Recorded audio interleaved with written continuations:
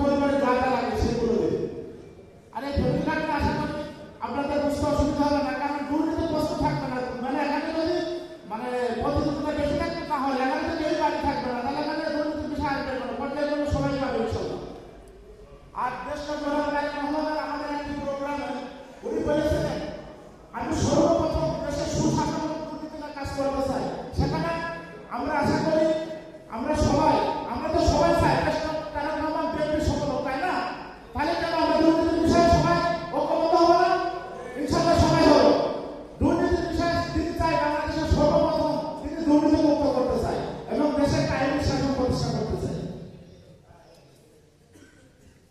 আর কৃষকের একটা বিষয় আছে, কৃষক কার্ডটা মনে করেন কৃষক কার্ডের বাংলাদেশে অনেক কৃষক আছে, কৃষকের ভিতরে মনে করেন আপনার কতটুকু সম্পদ আছে, কতটুকু জমি আছে, এই কৃষক কার্ডের ভিতরে সবকিছু উল্লেখ থাকবে।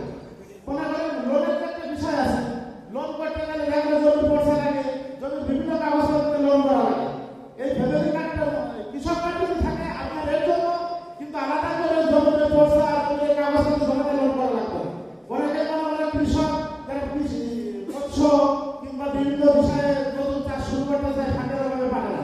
আর এই কৃষক কার্ডের মাধ্যমে মনে করেন এই ধরনের লোনের যে সতর্কতা এই বিষয়ে মানে বিএনপি সরকার গ্রহণ করলে বিশেষ ভূমিকা রাখবে এবং লোনটাকে মানে যত যৌক্তিকভাবে কাজে লাগানো যায় সেই ব্যবস্থার জন্য কৃষিবিদরা সহজ করে দেবে।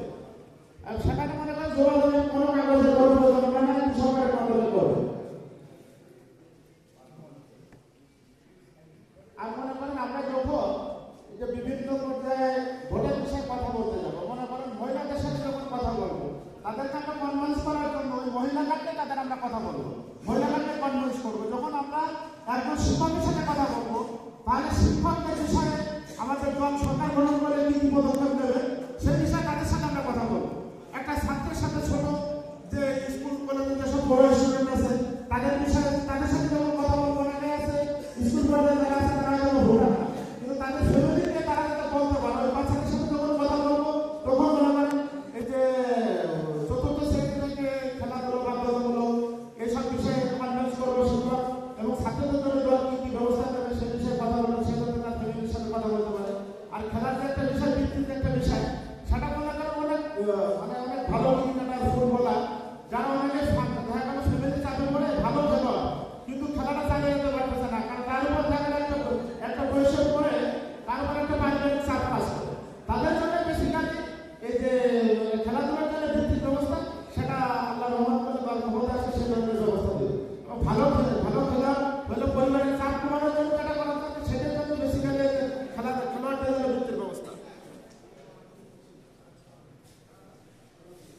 আর ইমাম মুয়াজ্জিনের সাথে যখন কথা বলা হবে তখন একটা জিনিস বলতে হবে, কারণ ইমাম মুয়াজ্জিনের বেতনের কথা বলা যাবে না, তাদের বলতে হবে ইসলাম বিষয়টা সেখানে বলবেন যে আপনাদের জন্য বিএনপি সরকার গঠন করলে একটা সম্মানের ব্যবস্থা করে ওদের বিষয়টা বলতে হবে সম্মান, মানে বেতনের বিষয়টা ওদের বলা যাবে।